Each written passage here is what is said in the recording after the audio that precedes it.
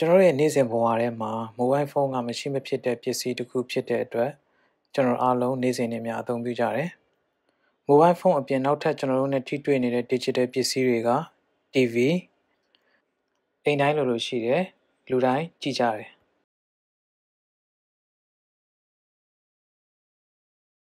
။နောက်တစ်ခုက computer စီးပွားရေးလုပ်ငန်းတွေအသုံးပြုကြတယ်။နောက်ထပ်တစ်ခုက tablet စာဖတ်ဖို့ online video ကြည့်ဖို့စသဖြင့်အသုံးပြုကြတယ်။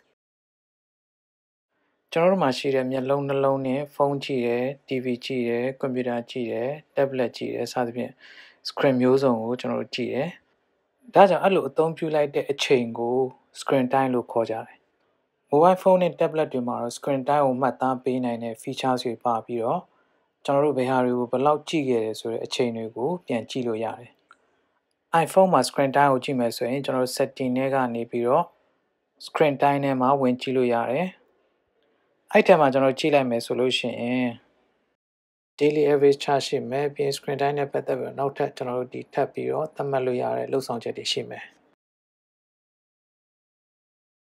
CEO activity တွေဝင်လိုက်တယ်ဆိုလို့ရှိရင် application မျိုးအစားမူတည်ပြီးတော့ daily average chart ကိုအရောင်အနေနဲ့ဖော်ပြထားတယ်။ဒါကတော့ weekly screen time ကိုပြတာဖြစ်တယ်။ daily ကိုပြောင်းကြည့်မယ်ဆိုရင်လည်းအခုလိုပြောင်းကြည့်လို့ရတယ်။သူ့ရဲ့အောက်မှာဘယ် app ကိုဘယ်နှစ်နာရီသုံးထားတယ်ဆိုတာမျိုးကျွန်တော်တို့မြင်တွေ့ရမှာဖြစ်တယ်။ show category အနေနဲ့ကြည့်လိုက်ရင်အခုလိုပြမယ်။ပြီးရင်အောက်မှာ daily pickup chart ရှိတယ်။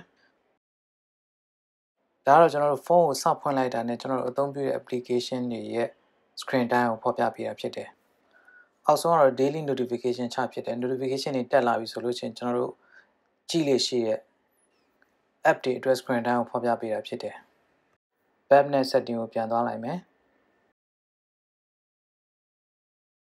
downtime နဲ့ဝင်ပြီးတော့ downtime ကို on လိုက်မယ်။ဒါဆိုရင်နေ့စဉ်ည10:00 နာရီကနေမနက်9:00 နာရီထိကိုသတ်မှတ်ထားတဲ့ app နဲ့ဖုန်းခေါ်ဆိုမှုကိုပဲလုပ်လို့ရမှာဖြစ်တယ်။တခြား app တွေလှုပ်ဆောင်ချက်တွေကိုတော့သူကခွင့်ပြုမှာမဟုတ်ဘူးဖွင့်လို့ရမှာမဟုတ်ဝင်လို့ရမှာမဟုတ်ဘူး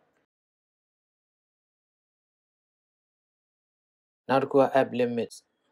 social media app တစ်ခုဖြစ်တဲ့ Facebook ကိုအသုံးပြုမဲ့အချိန်ကိုကျွန်တော်တို့ကန့်သတ်လိုက်မယ်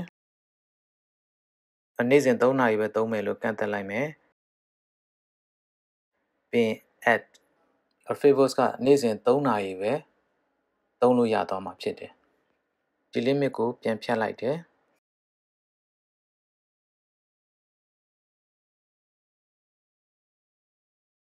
ဘက်ကိုပြန်သွားပြီးတော့ always allow နဲ့ဝင်လိုက်တယ်အဲ့တော့အများအားသုံးကျင်တဲ့ app တွေကိုဒီမှာသတ်မှတ်လို့ရတယ် downtime ဖြစ်လဲသူကဒီခွင့်ပြုထားတဲ့ app တွေဆိုလို့ရှိရင်တော့သူက downtime ထဲမှာပါမှာမဟုတ်ဘူး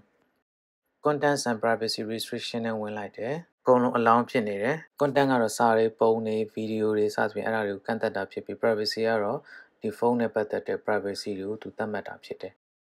နောက်တစ်ခု screen time ကို passcode သတ်မှတ်လို့ရတယ် passcode သတ်မှတ်ထားတယ်ဆိုလို့ရှိရင်တော့ကျွန်တော်တို့သတ်မှတ်ထားတဲ့ screen time ကိုပြန်ပြီးတော့ပြင်ရင်လည်းတချို့တွေဖြတ်ချင်တယ်ဆိုလို့ရှိရင်တော့ passcode ထည့်ပြီးမှဖြတ်လို့ရမှာဖြစ်တယ် share cross devices ကတော့ device အသီးသီးရဲ့ screen time တွေကိုပေါင်းပြီးတော့ဖော်ပြခိုင်းတာဖြစ်တယ် set a screen time for family ကတော့ screen time setting တခုမိသားစုဝင်နေတဲ့ device တွေအတွက်ပါသုံးလို့ရအောင် share ပေးတဲ့လှုပ်ဆောင်ချက်ဖြစ်တယ် turn off screen time ကတော့ screen time ကိုမသုံးချင်ဘူးဆိုလို့ရှိရင်ကျွန်တော်တို့ပိတ်ထားလို့ရတယ်ပေါ့နော်ဒါကတော့ကျွန်တော်တို့ iPhone ရဲ့ screen time လှုပ်ဆောင်ချက်ဖြစ်တယ် Android မှာဆိုရင်တော့သူ့ရဲ့ screen time ကိုကျွန်တော်တို့က digital well-being လို့ခေါ်ကြတယ် Android version 9.0 ကစပြီးတော့ digital well-being ကိုကျွန်တော်အသုံးပြုလို့ရပြီးတော့ရှေ့ပိုင်း version တွေဖြစ်တဲ့ 7.0 တို့ 8.0 တို့ဆိုလို့ရှိရင်တော့ကျွန်တော်ဒီ third party app တွေရှိရယ် Play Store ထဲမှာကျွန်တော်ရှာပြီးတော့အသုံးပြုလို့ရတယ် Android well-being ရဲ့အခြေခံလှုပ်ဆောင်ချက်သဘောတရားတွေကကျွန်တော်ဒီ iPhone screen time နဲ့အတူတူပဲဖြစ်တယ်တချို့ function တွေပဲအနည်းငယ်ကွဲပြားမှုတွေကျွန်တော်ရှိတာကိုကျွန်တော်တွေ့လိမ့်မယ် Android digital well-being ကိုအသုံးပြုမယ်ဆိုရင်လည်း setting တွေက digital well-being ကိုကျွန်တော်ဝင်ပြီးတော့အသုံးပြုလို့ရတယ်